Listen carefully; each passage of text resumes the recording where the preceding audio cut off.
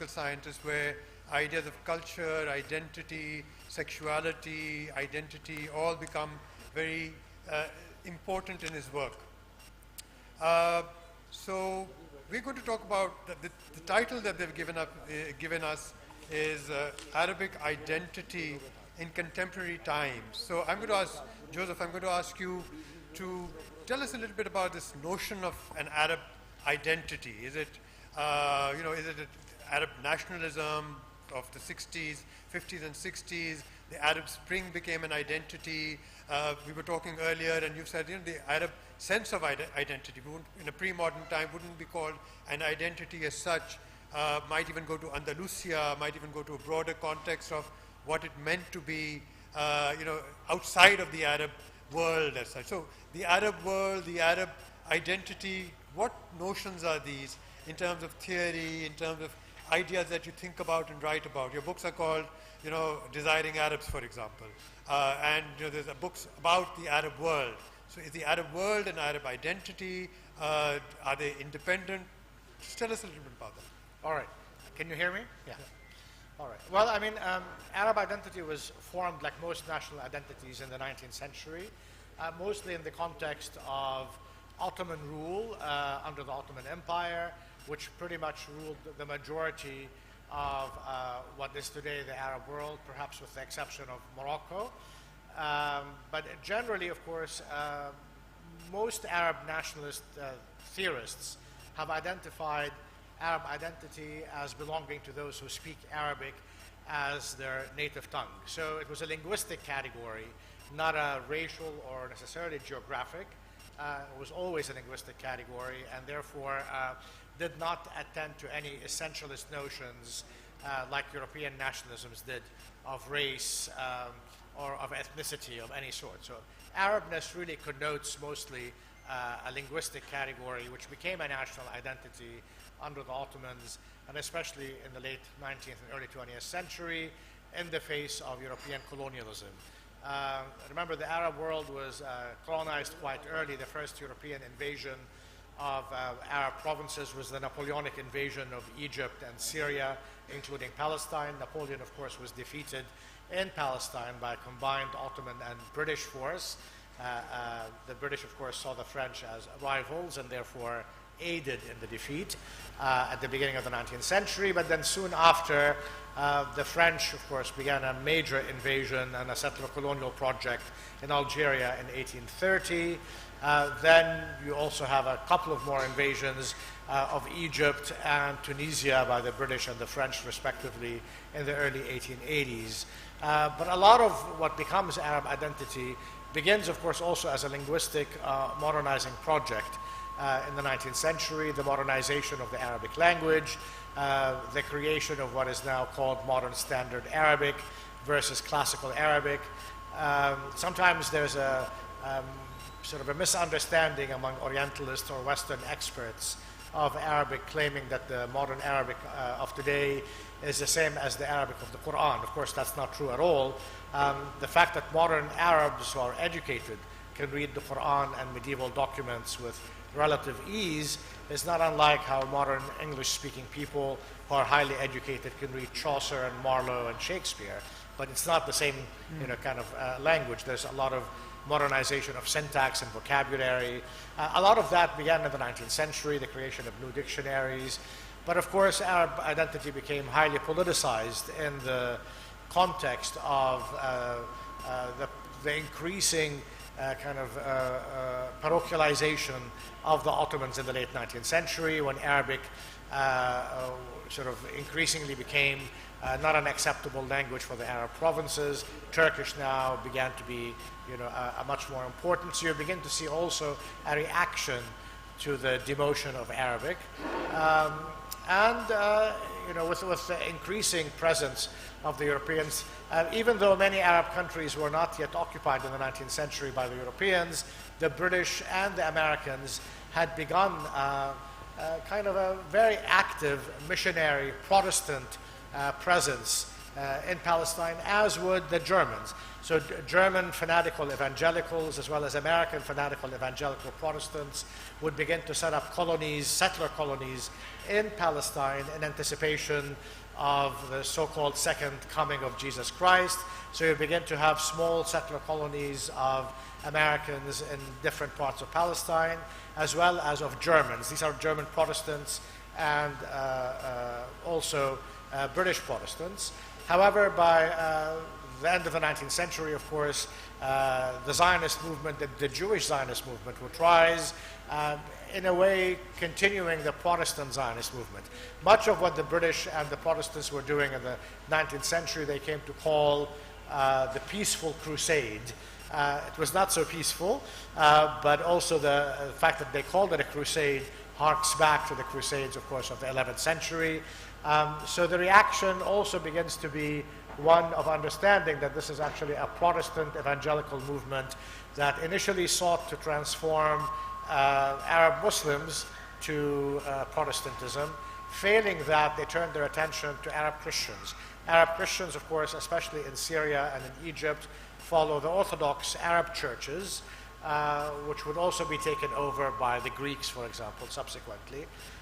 So increasingly, the loss of any kind of independence for political, religious, for Arab Christians certainly, but also the attempt to transform Islam into something Europe and European liberals can tolerate, especially in Algeria, where the French attempted to actually create a new Islam that would accord with the French ideology, would also create a major reaction. So you begin to see a very important transformation in Arab identity by the time you get to the World War I period.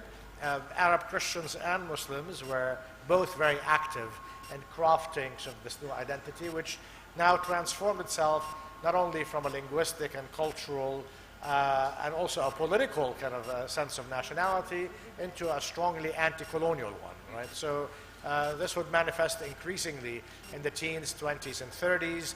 In the case of the Palestinians and the Syrians, against French, British, and Zionist colonial designs. In Egypt, against British designs, and in Algeria, Tunisia, and Morocco, against French colonial presence, and increasingly in places like Libya, against Italian colonialism. So you begin to see a sort of a movement across these provinces that had one goal, which is to liberate itself from the European colonial presence. And settler colonialism would be a very important aspect of this. The French, of course, would set up major settler colonies in Algeria. They would bring in tens of thousands, later hundreds of thousands of French, Italian, Spanish, and Maltese settlers into Algeria. Many also Italians and French would come to settle in Tunisia, and the Italians in Libya. During this, in the 19th century, of course, the French would commit the first major genocide in the Arab world. They would kill about 1 million Algerians through starvations and outside repression by 1870. The Italians would kill off 2/3 of the Italian population between 1911 and 1928, 1929. So you have sort of two major genocides in Arab countries, which also produced more reactions and revolutionary action against the European presence. So the current genocide against the Palestinians by Israel is really part of an important chain of events that begins in the 19th century and continues to the present. Okay, so other than a language which you started from and which I think a lot of people think is the first form of an identity, a growing identity, not necessarily a nation, there's immense diversity in whatever we want to call it, whether it's the Arab world or an Arab identity. It's very, very diverse. And as you said also, the languages, the Arabic languages spoken are also very different, from Tunisia to Saudi Arabia to other parts. Well, that's no more different than the English of Jamaica or New Zealand or rural Scotland. Still different. Versus England or the US. So yes, there are differing dialects, absolutely. But the notion of the Arab world is a British invention. The British invented the concept like of the Middle something East called the Arab world. The Middle East is even worse because, of course, the Middle East is in line with the European Eurocentrism, right? So basically, the Near East, what it used to be far called, and near, is far and near to Europe, of course. Yeah. So no one in the Middle East would call themselves a Middle Easterner, right? So the notion of a Middle East food or someone looking Middle Eastern is very foreign to the people who inhabit this colonially coded area called the Middle East. So generally, they're Arabs, Turks, or Iranians, Muslims, which is a very strong identity, and Islam has been a very important identity also for Christian Arabs, right? So who feel themselves also Muslim culturally, but also having influenced Arab Islam in many ways, or especially Arab Orthodoxy. So in that sense, there's a huge sort of similarity and a kind of a commonality of fate under colonialism, but also during sort of the anti-Ottoman period of the late 19th century through World War I. So increasingly, of course, the British insisted, and the world powers after World War I, to divide different parts of the Arab world into different regions. The larger segment, of course, was in Syria, and in 1916, the British and the French and Russia's Tsar concluded a very important agreement, a secret agreement called the Sykes-Picot Agreement, named after the British and the French foreign ministers, by which they divided Greater Syria, what becomes today's Syria and Lebanon, under French control, Palestine, Transjordan, and Iraq under British control. And the idea was that Constantinople or Istanbul would go under Tsarist Russian control, so that the old Byzantium would be restored. Of course, Byzantium is a new term that the British invented in the second half of the 19th century. What we call Byzantium today was simply the Roman Empire, or the Eastern Roman Empire, sometimes called.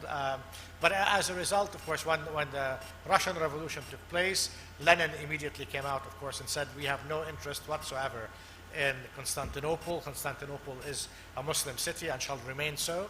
So that part of the deal, of course, was done, and the Russian Bolsheviks exposed the secret agreement and advertised it, which embarrassed the British and the French, given the lies that they had told to their Arab allies at the time that they would grant independence to the region. So you begin to see these anti-colonial struggles going from Algeria to Tunisia to Egypt to Palestine to Syria to Iraq, in a concatenation, which in many ways would, and also of course in Morocco as well, after the French and Spanish sort of divided the country. So the anti-colonial aspect of modern Arab identity is very important. In the early 19th century, there was no Arab identity in the way we understand it today. Yeah. People would refer to someone being Ibn Arab, or a descendant of Arabs, but not necessarily an Arab. So Arab becomes an important term in the second half of the 19th century, and mostly in the first half of the 20th century. And then, of course, it would expand. So if we talk about Arab identity before, say, this 6th October this year, although 6th October 1967 is also very important, but before... Or you were 73. Yeah, 73. Yeah. Is very important. You could say that there is diversity, they read the same literature, there's a sense of an Arab identity. But 7th October changed a lot of things, and the Palestine we'll come to words that you've already used, genocide and settler colonialism. But what happened after the 7th of October, and which is continuing till today, and there seems to be no end to it. If you ask anybody what an Arab identity is, they'll identify Palestine as a center of that notion of identity. Whether others may sort of look away, but it's become central. I mean, the Palestinian question.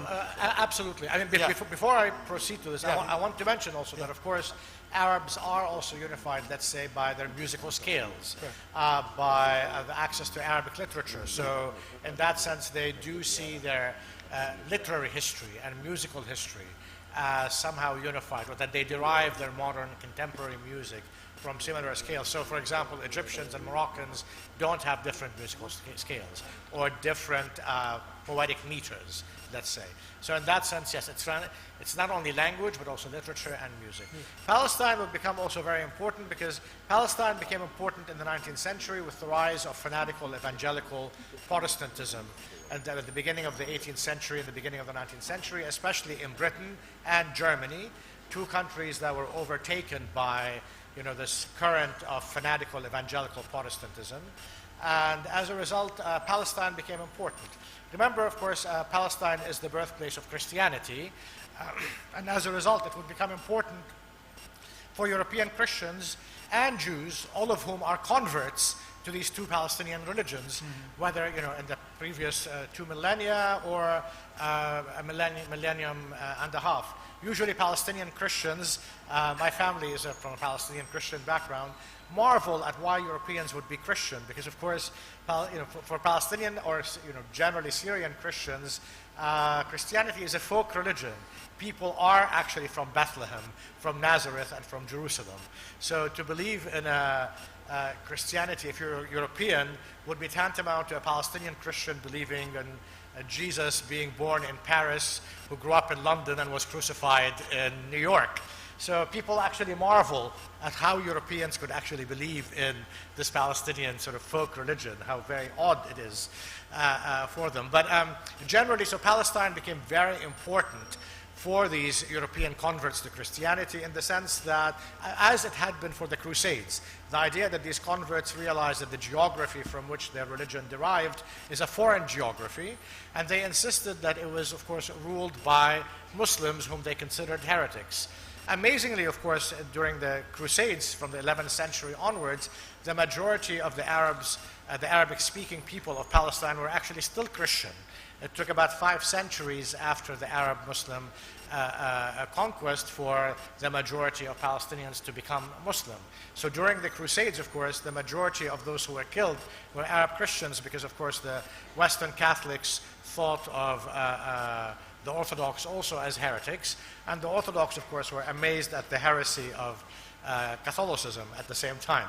So in this sense, you begin to see a very different approach to Palestine from Europe, again rising with Protestantism. And in the 19th century, the idea of the second coming of Jesus Christ for evangelical Christians becomes very important and intersects with the imperial project that Britain had at the time. So you begin to see more and more interest in the area. The British begin to insist on building even the first Protestant church in the Ottoman lands was built in Jerusalem in the 1840s after Ottoman rejection and refusal of this. So religion, missionary Protestantism, and British imperialism would coincide at the same time. So Palestine became important precisely for these ideological, religious, and imperial reasons. By the end of the 19th century, the failure of evangelical Protestantism to convert Palestine into a Protestant state, because part of the British plan was to actually expel European Jews, converting them to Christianity and sending them to Palestine so that they would actually accelerate the second coming of Jesus Christ. They were able to convert maybe 700 European Jews, but they failed to do more than that. In fact, the first evangelical Protestant bishop that they dispatched to Palestine to lead the church in the 1840s was a German Jewish rabbi who was converted to Protestantism, became a bishop, and then he was sent on a British frigate to Palestine to take over the Protestant mission there. So by the late 19th century, of course, Protestant Zionism transformed into Jewish Zionism, which kept Palestine very also important for the imperial project. So Palestine, as a result, became central, not only to the European colonial project, but also to Arab identity, which saw itself as extending, say, from Yemen to Morocco.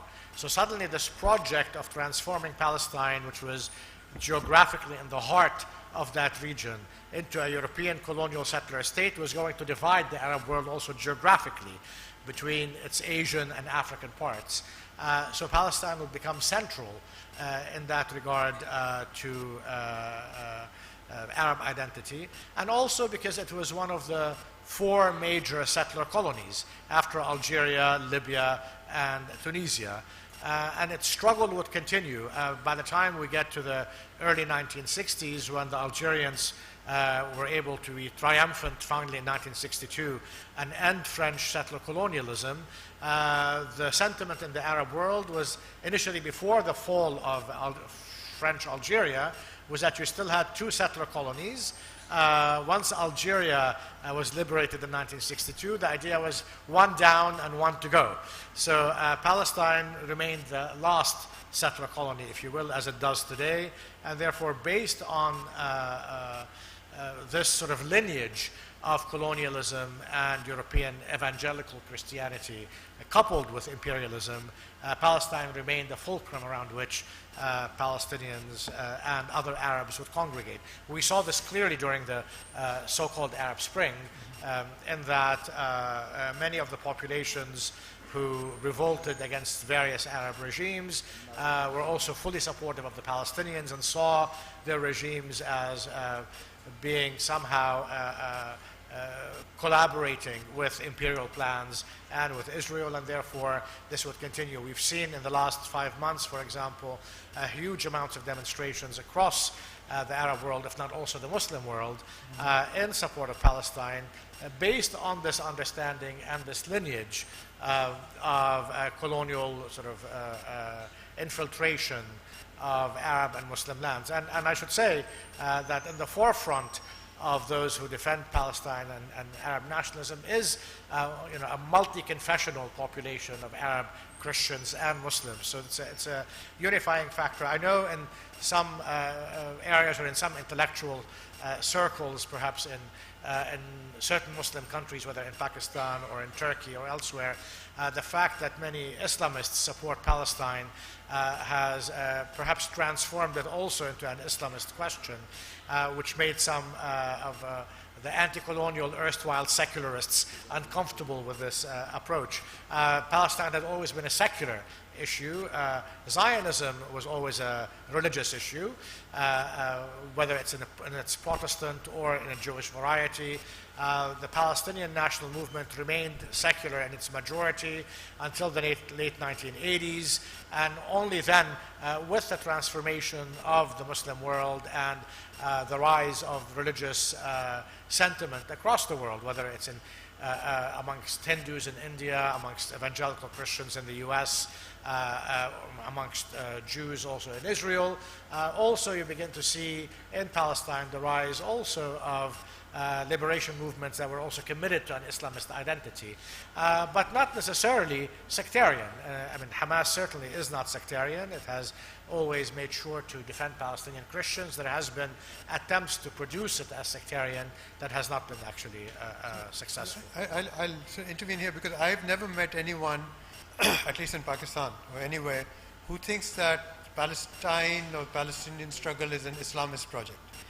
Everyone that who talks about Palestine talks about a secular, the PLA, the earlier PLA, the 1960s and so on, the Yasser Arafati, right? It's never been an Islamist or Islamicist project. But there's always been an Arab war or an Arab identity or a Muslim identity. And Muslim and Islam are often sort of disaggregated for different reasons.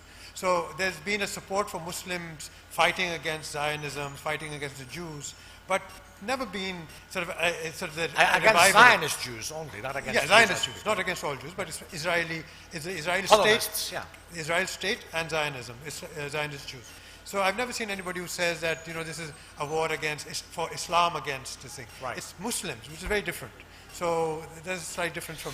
I mean, some Islamists might say that, but Hamas doesn't say that. Hamas does say this is a national liberation war, as does as a nation or as a religion? As a nation. Remember, actually, Hamas began in the late 1980s as an offshoot of the Muslim Brotherhood, because in the early 1980s, the Muslim Brotherhood, which was a transnational organization, refused to make Palestine a central issue.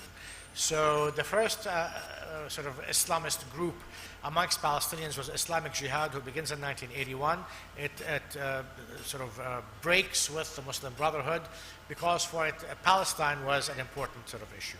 Then by the late 1987-88, Hamas rises from within the Muslim Brotherhood, but as a separate Palestinian organization now, committed to liberation, and for which, as a group, Palestine was central as a national liberation issue, but also with religious connotations. Mm-hmm. And this, of course, increased with the increasing religious rhetoric of the Zionists and of the Israelis, who insist that God had promised them this land, so that there's an objection to God being a real estate agent in this regard, and a different kind of understanding of sort of settler colonialism. Right? And remember, of course, the Zionists are not original thinkers.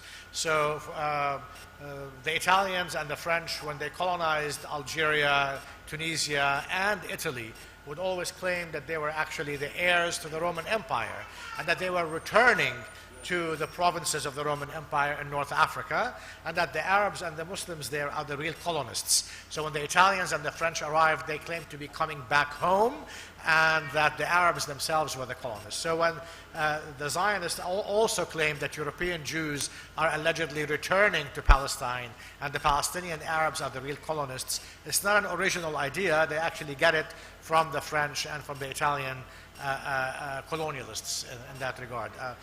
I mean, Zionism may be many things. Original it is not in its arguments. So Professor Massad has written 4 books and dozens of articles. But so it'll be a grave injustice if I say that you should read at least one of his articles, which was published on the 8th of October. You'll find it online. It's called Just Another Battle, or the Palestinian War of Liberation. This is what happened after the 7th of October. So you write in that article, and I think it's a very powerful article. In about 8 days, he got 47,000 signatures from Columbia University, where he teaches, where people said he should be dismissed. There was a death threat. Not from Columbia University, from Americans. From around New York. And the U.S. And the U.S. Yeah. And then that became 80,000 death letters to dismiss you and so on and so forth. So it's obviously a powerful article which resonated with those who don't even agree. So you write in that, I mean, I think it's particularly powerful because after what happened, and it's also celebratory in some ways. It's, you write that the millions of jubilant Arabs watched the news, and they were in awe at what's happened, this great Israeli state, which was supposed to be, impassable, where the military was supposed to be the best in the world, and so on and so forth. And here, as you write, individuals on paragliders came across, and then the events that happened. Well, the jubilation in the Arab world is that 2.3 million people who were living in a concentration camp since 2005 were able to break the walls and the gates of that concentration camp and attack the military bases of Israel around Gaza and capture Israeli soldiers. I wrote this within the first 12 hours of the operation. And also they were able to get into some of the Jewish settler colonies surrounding Gaza as well. So for many Arabs and many Israelis, this was an incredible event. Yeah. No one was, people were not, were in disbelief that this was actually in many ways unfolding before their eyes. So in that sense, it's a historic event, as Israelis and Arabs, of course, recognized, mostly because, of course, Israel has terrorized the Arab world for 75 years. It has invaded, upwards of, all of its neighbors and bombed several of its distant neighbors. It has bombed Iraq and Tunisia and Sudan, invaded Egypt several times, it invaded Syria and Lebanon several times, and Jordan. So we're speaking about a country that has been a major aggressor, that has destabilized the region, created a huge amount of tragedies, and left sort of a tail of dead bodies in its wake. ever since it arrived on the scene as a settler colony, which of course is supported by the European colonial countries and the European white settler colonies, the US, New Zealand, Australia, historically South Africa under apartheid, Canada. All these countries have always and continue, of course, to vote with Israel and to support its genocidal war today. So, I mean, 80,000 Americans signed a letter to dismiss me from my job because I'm against genocide and for the liberation of people from occupation and concentration camps. You did not find 80,000 Americans to sign a letter against genocide, for example. So it gives you an idea about the dominant political culture in the US or in the West, more generally. So something we write in that article which is particularly pertinent is that you write that this is the first time the Palestinians or any other Arab army have launched an all-out war inside the 1948 Israeli territories, which is extraordinary itself. Absolutely, yeah. Which gives you a sense of the scale. I mean, there have been other incidents, events outside of Israel, but nothing this large. Most of the wars were either in Jordan or Syria, or in yet unoccupied Palestinian territories like the West Bank and Gaza in '67, or the '73 war, which Israel misrepresents as an attack on Israel. It was actually the Egyptian and the Syrian armies attacking the Israeli occupation army in the occupied Golan Heights and the Sinai Peninsula. So they didn't actually attack Israel proper. So this is the first time that you actually have an engagement with the Israeli army inside the borders of Israel in 1948, since the War of 1948. So this was, again, a historic event for Israelis and for Arabs and Palestinians at large. So you rightly mentioned the colonial history, but today in this imperial world or neo-imperialism, Israel couldn't exist the way it does if it was not protected by a large number of countries who support Israel, and they take the right away of Palestinians to be in their own free home, but they grant Israel that right. So Israel is not simply, so the question then arises is whether it's simply Zionism, the Israeli state, or is prejudice and genocide taking place within Israel. But without, this could not happen without the full support, ammunition, arms, and the ideological, diplomatic support by a few handful of countries. So it's not just an Israeli genocide. It goes well beyond that. Well, it's more than that. I mean, Israel could not survive militarily for one day, clearly. Or economically, without but I mean, the fact that the Americans had to send their warships immediately within a few hours of the attack tells you that even a weak third world country could have been able to defend itself. That Israel, with its mighty army and its nuclear weapons, could not defend itself against Palestinian sort of militias or liberation force that has been living under a horrific surveillance in a concentration camp for the last 2 decades, gives you an idea about this sort of hoopla about the Israelis being stronger than they actually are. I mean, the Israelis, of course, are very, very strong in murdering civilians, as we could see. They could decimate civilian areas. They have killed upwards of 30,000 people and so far injured over 70,000 and displaced upwards of 2 million people.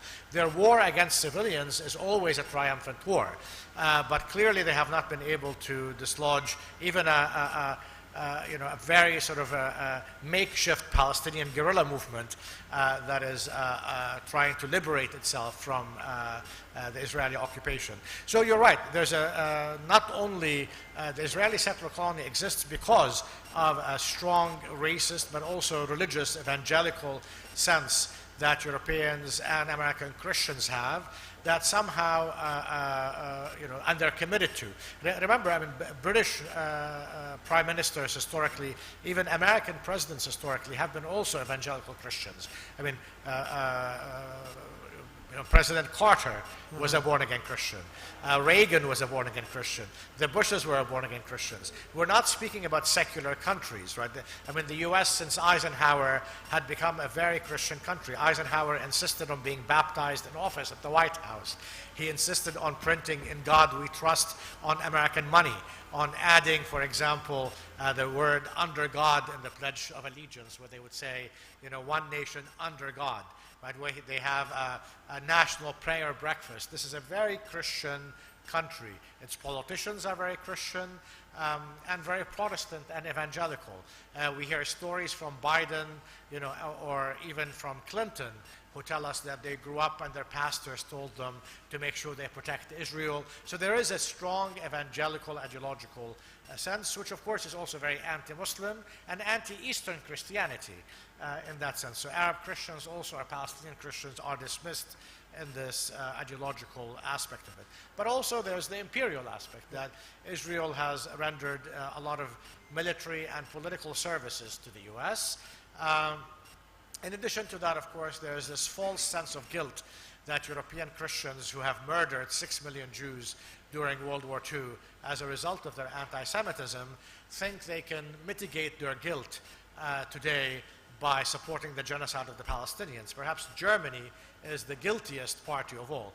Germany, of course, I prefer to call it the Fourth Reich, is a country that is so committed to the genocide of the Palestinians and to support Israel in killing Palestinians as a way of alleviating what it calls its guilt, a guilt of which, of course, it is absolutely should feel, and it is absolutely guilty of the horrific murder of 6 million Jews.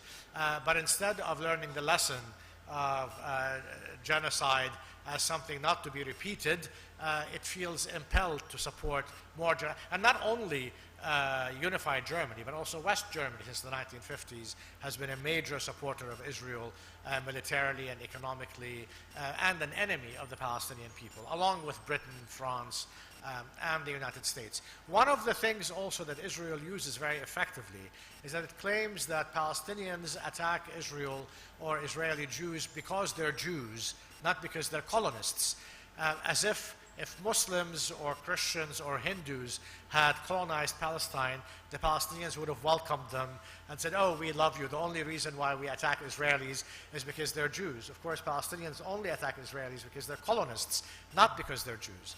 But Israel will not win that argument. So it tries to conflate its colonial history with European Jewish history. The opposition to its colonial history becomes equated with the anti-Semitic European Christian history against European Jews, as if Israel is a victim of anti-Semitism, when in fact it's simply, the Palestinians are the victims of its colonialism, and they resist it because it's a colonial country. So you begin to hear in the Western media after the 7th of October prison breakout by the Palestinians that this is the largest number of Jews killed since the Holocaust.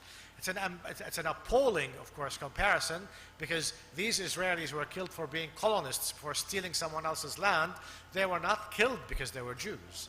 And of course, it's anti-Semitic to claim that Israel represents Jews. Israel only represents Israelis. It does not represent Jews. Historically, it did not get the support of the majority of Jews.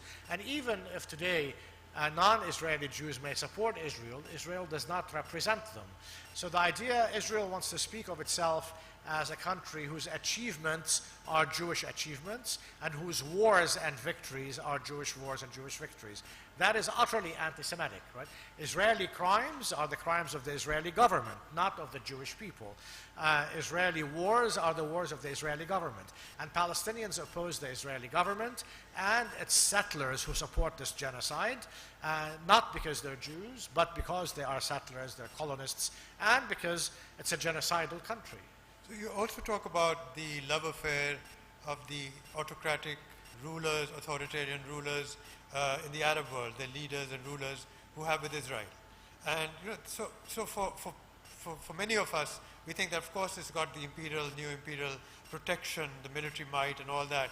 But even in the region, even around its neighborhood, there are regimes who have said that, it doesn't matter, we'll make friends with Israel. Israel is more important because they've got drone technology or IT technology, or they have big markets and so on and so forth. So you have these autocratic authoritarian regimes, Arab regimes, who are in some ways protecting Israel, not perhaps the way the others that you've named, the Americans and the others, but they're also part of the problem. No, very much so, but also because all these autocratic Arab regimes are agents of the US. So they're imperial agents, and therefore it has been made clear to them that their sort of good relations with the White House pass through Israel. So you begin to see this in the 1970s. Initially, Anwar Sadat claimed, and perhaps correctly, that our war with Israel is not really with Israel, it's a war with the US. And we cannot defeat the United States, and therefore, instead of actually turning to the world fora to actually put the US on notice for sponsoring Israeli settler colonialism, he decided to make peace with Israel. And of course, it's become very clear, not only to Arabs and Palestinians, but to the rest of the world, as soon as 7th October happened, that this war is also a war with the US, that what the Palestinians are fighting are the American forces. The Americans have, just today also, are sending more and more arms to Israel. Israel is financed by them. Not only is it provided for militarily by the Americans, American advisors are on the ground. American personnel and intelligence drones fly over Gaza. American generals are collaborating with Israeli generals in their war strategy since the beginning of the war, as have the Brits, as have the French and the Germans. They are actually shameless. They are standing against the international consensus. In December, over 153 countries at the United Nations passed a resolution in the General Assembly calling for an immediate ceasefire. The only opponents of the ceasefire, again, were the white supremacist countries of the US, France, Britain, Germany, and the rest of the settler colonies. When the International Court of Justice decided that the case brought by South Africa against Israel as a genocidal country is a plausible case, 14 of the 15 permanent judges on the ICJ supported all these provisions, which shows you actually an international consensus.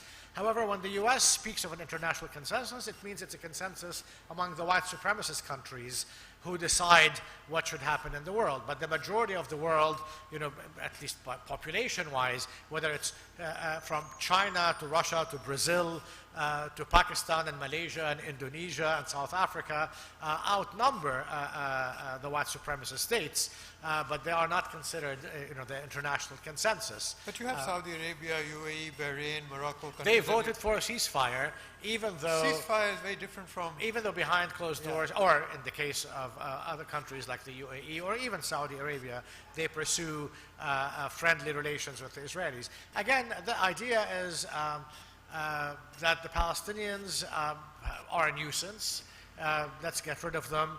Israel is here to stay. This is the kind of if you will, a kind of defeatist line that these countries have used.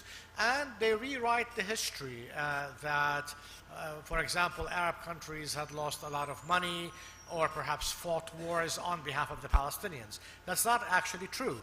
So only in 1948 did some Arab countries intervene to safeguard the United Nations mandated Palestinian state from falling into the hands of the Zionists. But they did so for hegemonic reasons. Iraq and Jordan, two Hashemite monarchies, were concerned about Egypt at the time under King Farouk. King Farouk was concerned about them. They wanted to establish the leadership over the Arab world in the late 1940s. But since then, it was Israel who actually invaded Egypt in 1956. It invaded Egypt again in 1967, and Jordan and Syria. So these countries defended themselves. They were not actually launching wars to defend the Palestinians. In 1973, Egypt and Syria launched a war to retrieve their own occupied territories, the Sinai Peninsula and the Golan Heights, not to liberate Palestine. In 1978 and 1982, Israel invaded Lebanon to decimate the Palestinian resistance at the time. And that was the first time that the United Nations called Israel's war on Lebanon and the massacres genocide. That was an act of genocide. So you begin to see also this vocabulary beginning to be used since the 1980s. But then you have, some Arab governments who are close to Israel today claiming that they fought Israel for the sake of the Palestinians, but that they lost. It's not actually true. They fought for their own countries and their own populations, not for Palestine. But of course, the Palestine Liberation Organization did make a huge mistake in the late 60s, early 70s, when it insisted that the war or the anti-colonial war in Palestine was just a Palestinian affair.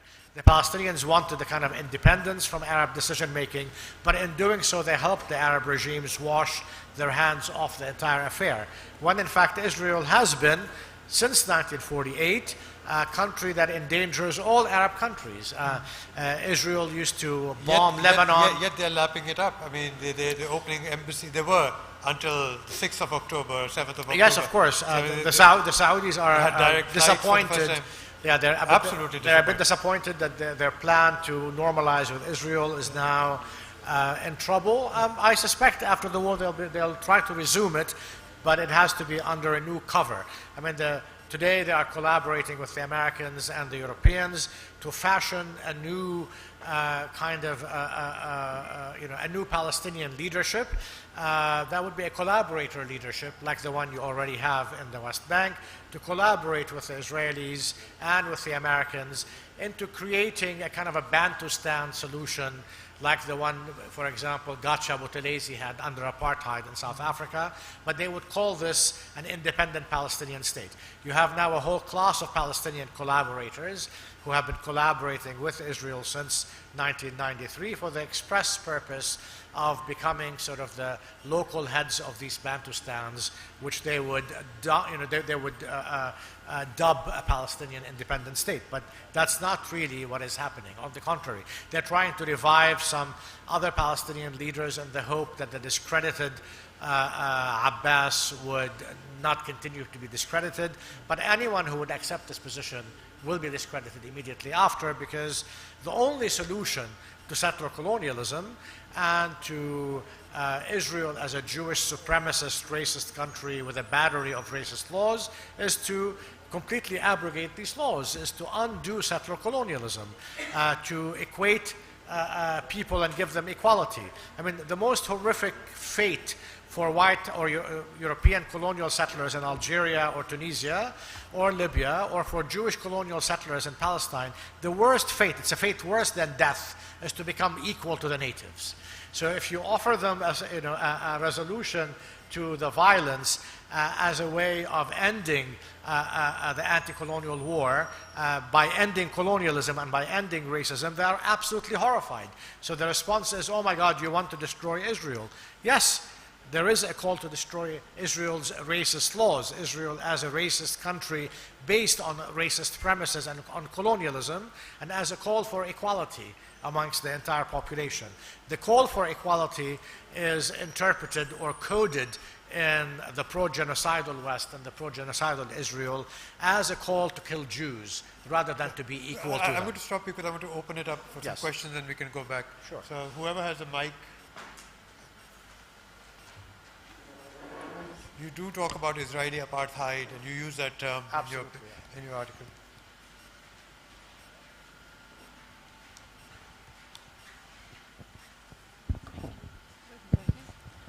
First of all, I would disagree with Dr. Zaidi.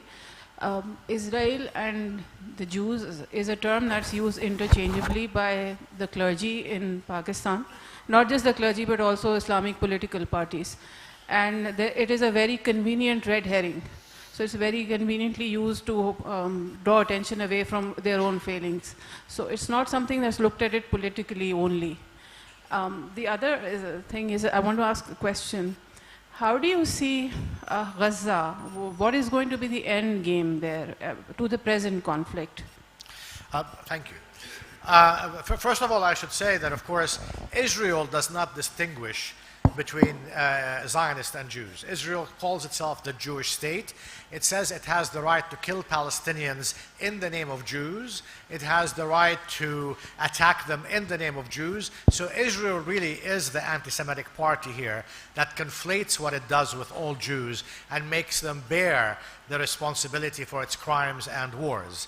So it is it is the Zionists who've always wanted to conflate themselves with all Jews, even though the majority of Jews in the world do not live in Israel and are not colonists.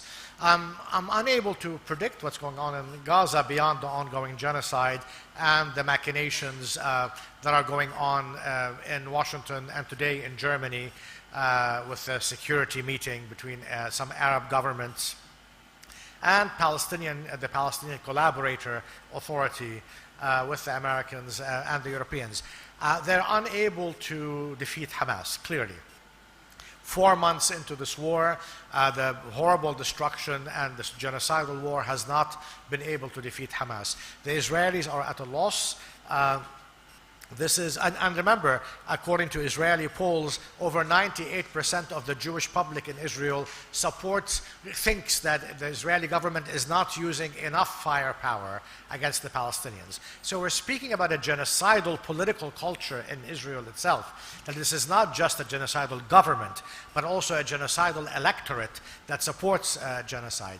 So I think so far it all will depend on what the resistance is able to do and what it will achieve. The ongoing collaboration of several Arab governments with whatever American plan is unfolding continues, but the outcome is not guaranteed.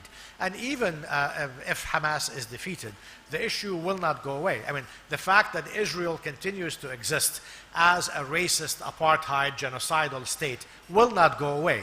Whatever they create in the West Bank and Gaza as a new form of Bantustans, not unlike what existed in the last 30 years, will not change that, right? People will never accept to continue to be ruled by this genocidal racist state. So the calls for ending Israeli genocide, Israeli apartheid, to abrogate the more than 65 racist laws in Israel will continue. The expectation on the part of the Americans and their Arab allies is that they can neutralize this issue by creating another version of the Bantustan that they will call a Palestinian state, that then they can recognize that as a Palestinian state. But that's not going to be, remember, apartheid South Africa was the only country who recognized all the Bantustans that it set up for black people as separate states. So this is an already, tired kind of strategy. But the Americans and the Israelis always have short-term tactics. Their strategy isn't only having short-term tactics. This has worked for them. The Israelis do not want what they call a long-term solution. A long-term solution would always mean the dismantlement of Israeli apartheid and racist laws. So Israel has been able to live for the last 75 years with short-term tactics. Whenever you have Palestinian resistance, you bomb them, kill thousands of people. It has already killed upwards of 140,000 people since World War II, since 1948 until now. What's another 100,000 people for the Israelis? This is generally their logic. As a settler colonial state, they understand that they can only survive in that mode. The problem is that unlike the surviving colonial settler states in the world, Jews are no longer a majority in Palestine, Israel. Israel made them a majority in 1948 when it successfully ethnically cleansed the country by expelling close to 1 million Palestinians. But today, Israeli Jews are less than 47% of the population of the areas that Israel controls, and they're getting less and less. The only surviving white settler colonies are the United States, Canada, New Zealand, and Australia, where white people have managed to erase the majority of natives and indigenous populations, even though, of course, all these people, the Native Americans, First Nations in Canada, the Aborigines of Australia, and the Maoris in New Zealand continue to resist today because encroachment on their lands and on their rights continues. But these white settler colonies continue to survive because they've established great white settler majorities. Israel has failed to do this. We have 5 minutes, so we need a couple of more questions. All right, so I'll stop so that people can First of all, thank you so much, Professor Massad, for all your work. There are many professors at Columbia who talk about Palestine, but Columbia is a relatively, one could call it perhaps a conservative university in many ways. But nobody that I know at Columbia talks about it in such a no-holds-barred and radical way as you do.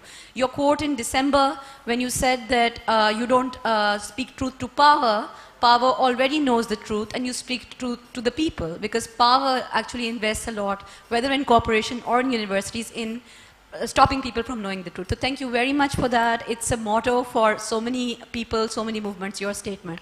The question to you is, what percentage, one imagines that even though Palestine is a core part of Arab identity, but one still imagines that there are still Arabs who now probably think that 70 years on, Palestine is a lost cause, and they would be fatigued, and what percentage of people would be alienated from the Palestinian struggles among the Arab countries? And my other question is for the moderator, Professor Akbar Zaidi. In February 2020, as a political economist at McGill University, somebody asked you, South Asian students asked you whether Pakistan should, can and should recognize Israel. And you appear to think that there wouldn't be any, that you don't really see any real reason why it shouldn't, except for, the public, the move being unpopular with the public. Do you still think that? It's interesting to see you at a Palestine panel now, so it would be interesting to see your view, hear your views as a political economist about whether or not Pakistan should recognize Israel. You have a second question there as well?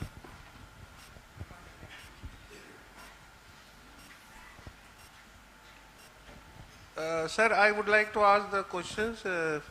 As we have seen by the political history, Israel has not accepted both Palestinians and Hamas and the PLO on the West Bank. They have not accepted from their core of the heart as authority after becoming the authority, and there was a diplomatic efforts by United Nations. So I don't think so Israel will accept Palestine, the people who are doing a struggle, political, diplomatic struggle to make an independent state as a Palestine.